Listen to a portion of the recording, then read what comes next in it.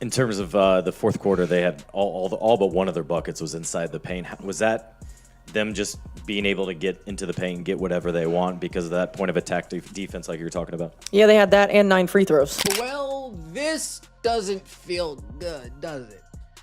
After riding high after the last few games, beating the Wings, beating the Lynx, beating the Aces, looking pretty good doing it, we go up against the Los Angeles Sparks. Nice. Los Angeles Sparks. Last time we saw you guys, we were beating you down for a majority of the game, and then Kelsey Plum goes off in the fourth quarter. Sparks take the lead and win. Damn. What in the world did I just sit through? What did I just witness? I'm pretty sure I just had years shaved off the back end of my life. What a tough, ugly watch this game was, and on top of it, they lost. They lost. The LA Sparks just got the spark versus the Fever for some reason, man. But the Sparks always have matched up well with the Fever since last season, man. Tough ending for the Fever girls. Just some missed free throws, some questionable shots. Could have got it, man. Close game. I ain't even mad. The intensity is there, man. This team, if they can keep up this intensity, is going to be real nice when Caitlin Clark gets back. So What in the world did I just sit through? What did I just witness? I'm pretty sure I just had years shaved off the back end of my life. That was the raw, unfiltered reaction from commentators and fans alike after the Indiana Fever's latest contest. And frankly, who can blame them? What should have been a routine game against the struggling Los Angeles Sparks quickly devolved into another frustrating episode of the WNBA's ongoing officiating disaster. Missed calls, blown whistles, and flat-out inconsistent enforcement created a recipe for pure chaos. For the Indiana Fever, this crushing 89-87 loss wasn't just another mark in the L column, it was a painfully familiar nightmare. One that has been unfolding all season long, often thanks to referees who can't seem to maintain consistency when it matters most, especially when the Fever are on the court. For all the stupid haters saying, oh, they can win more without Caitlin Clark, tonight proved that they need Caitlin Clark. What a goofy play. That last play was horrible. They had multiple chances to win this game, but they lose to bad teams. That's not good. You got to beat the teams that you're supposed to beat.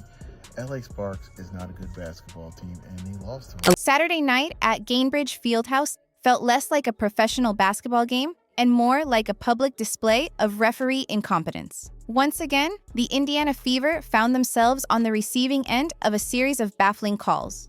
Decisions so questionable, so utterly devoid of logic, they would leave any rational coach, player, or fan wondering whether fairness still has a seat at the table in today's WNBA. What should have been a defining, character-building win for a resilient Indiana squad turned into yet another gut-wrenching collapse, one that perfectly and painfully summed up their frustrating season.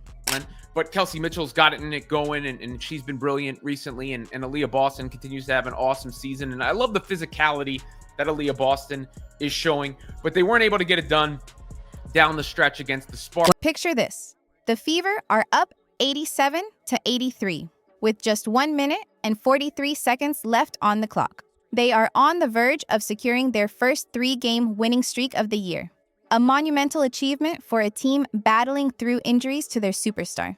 But instead of decisively closing the door, they completely fell apart. The Los Angeles Sparks, one of the league's worst teams, ripped off a brutal 6-0 run to end the game, while Indiana went ice cold, missing their last 5 shots and failing to score a single point down the stretch.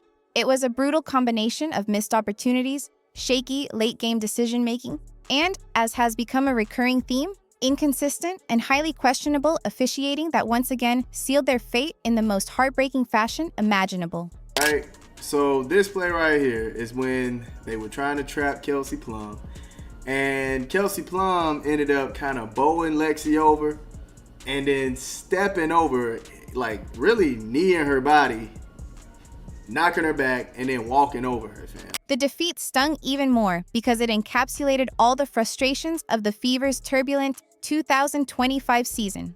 Caitlin Clark, the team's marquee star, was still out with that lingering groin injury, watching for the 5th straight game from the bench as her team tried desperately to keep their recent momentum alive. And for a while, it looked like they would. Without Clark, Indiana had pieced together a remarkable run, including a shocking and impressive Commissioner's Cup victory over the powerful Minnesota Lynx. Aaliyah Boston powered the Fever in this game with an incredible 23 points and 12 boards. Natasha Howard was right there with her, chipping in 21 points and 9 rebounds. Kelsey Mitchell added 19 points, even surpassing Fever assistant coach Brianne January for second most games played in franchise history. But against the Sparks, it all unraveled. In just a few chaotic late-game minutes, all the progress, the poise, and the promise this team had shown seemed to vanish, replaced by old, bad habits and another tragic missed opportunity. And how she cuss out refs, look at her. She was saying she flopped. She really flopped. Then she said she effing flopped.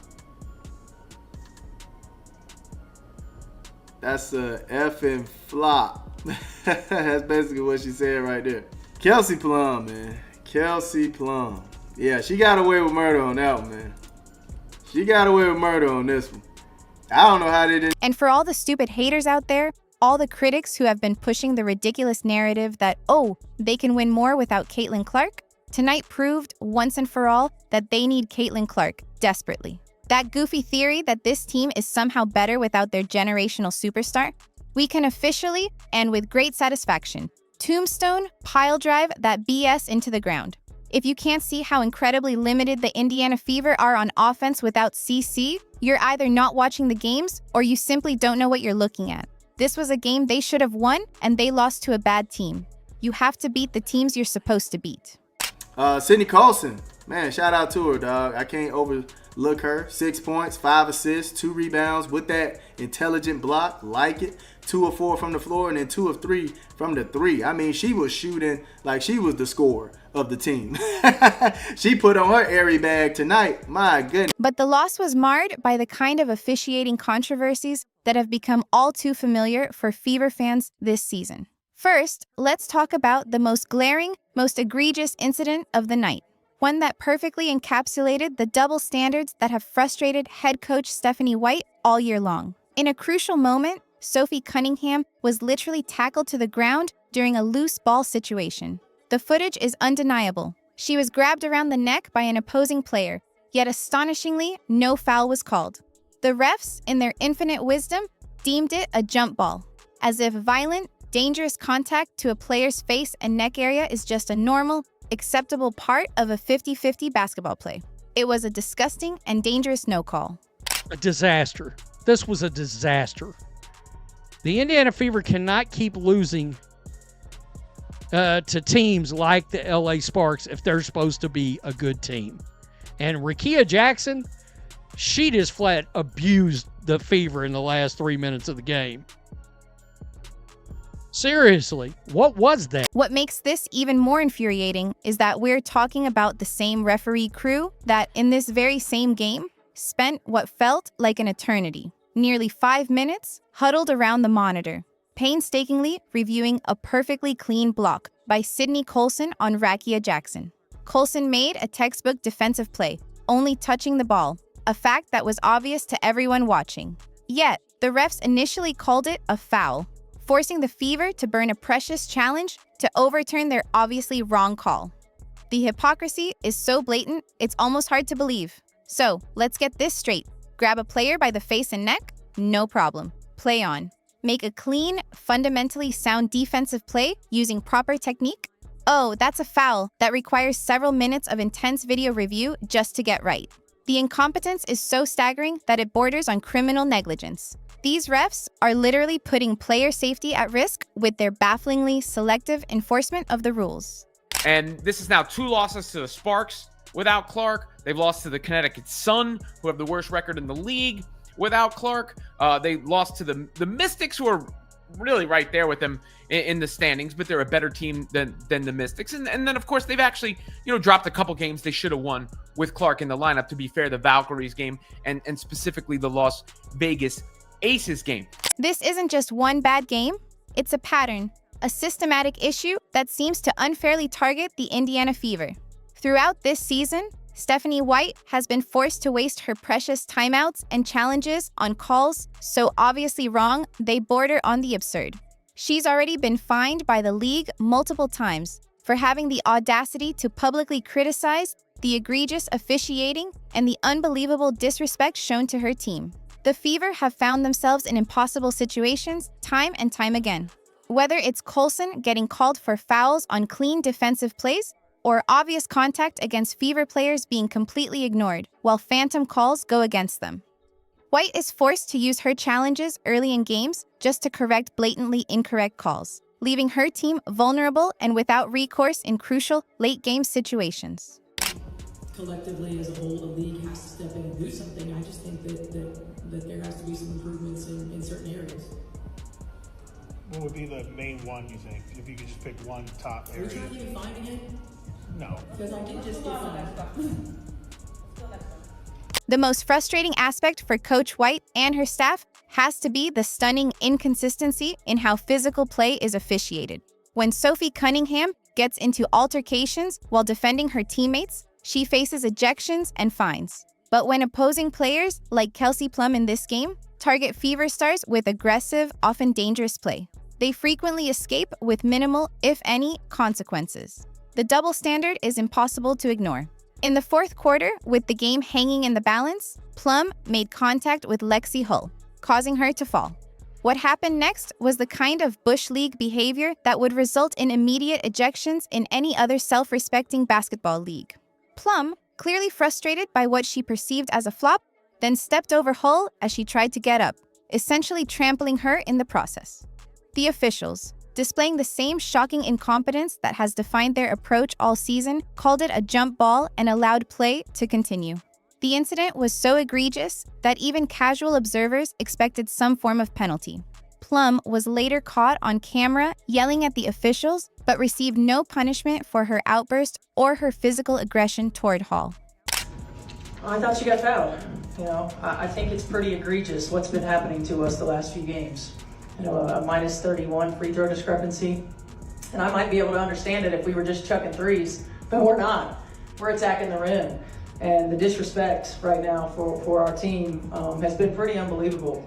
So it's disappointing, that it doesn't go both ways, or it hasn't gone both ways. But we also can't allow that to consume us, right? Like, we've got to be able to play through that. We've got to be able to control the things that... All that this team is better without Caitlin Clark. Let's put that to bed now. This team lost back-to-back games at home versus the LA Sparks, who are at the bottom of the WNBA. This team lost at home to the Connecticut Sun, who are the worst team in the WNBA. All that they're better without Caitlin Clark. Put that to bed. Stop it, man. Enough's enough. Stephanie White, can you have your troops ready to go out there and play ball? What are we doing? Coach Stephanie White, to her credit, continues to fight for her team, both on the court and in her press conferences. She's been a vocal advocate, risking fines to speak truth to power. Her critique that the game has evolved, players are faster, better, stronger. But the officials have failed to keep pace. Gets to the absolute heart of the WNBA's officiating problem. The Indiana Fever season has been defined by their resilience in the face of immense adversity.